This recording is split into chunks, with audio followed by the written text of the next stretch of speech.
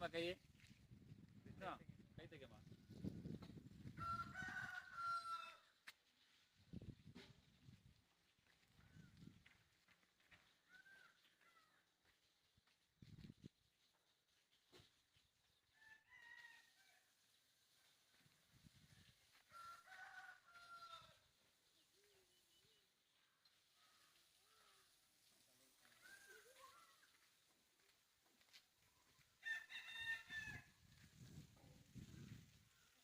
ಅಪ್ಪಿ ನಿನ್ನ ಹೆಸರು?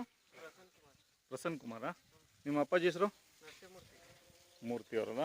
ಯಾವೂರಿದು? ದೊಡ್ಡಿಪಾಳ್ಯ. ನೀನೇನು ಓದ್ತಾ ಇರೋದು? ಯಾವ ಕಾಲೇಜು? ಹೌದಾ.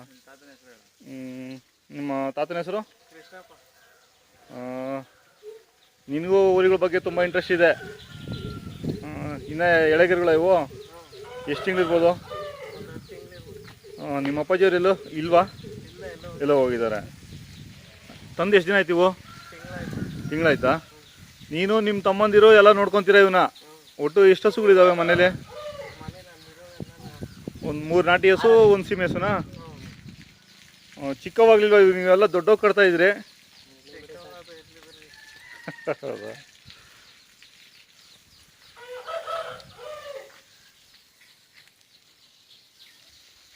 ರವಿಯವರೇ ನಮಸ್ಕಾರ. ನಮಸ್ತೆ.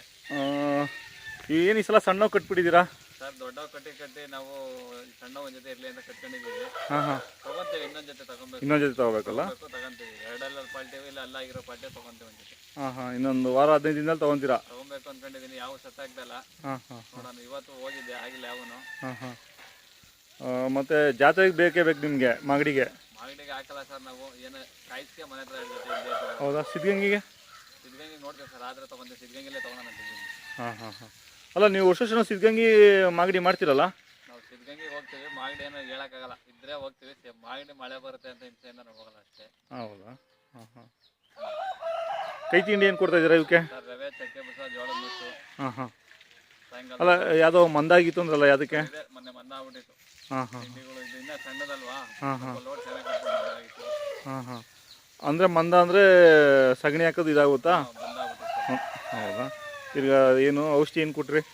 ಅವರು ನಮ್ಮ ನಾಟಿ ಔಷಧಿ ಏನೋ ಹೇಳಿದ್ರು, ದೊಡ್ಡವ್ರು ಬಂದು ಔಷಧಿ ಮಾಡಿಕೊಟ್ರು ಅವರೇನೆ. ನಾಟಿ ಔಷಧಿ ಕೊಟ್ಮೇಲೆ ಚೆನ್ನಾಗಿದೆ ಸರ್. ಇವಾಗ ಚೆನ್ನಾಗಿದೆಯಲ್ಲ?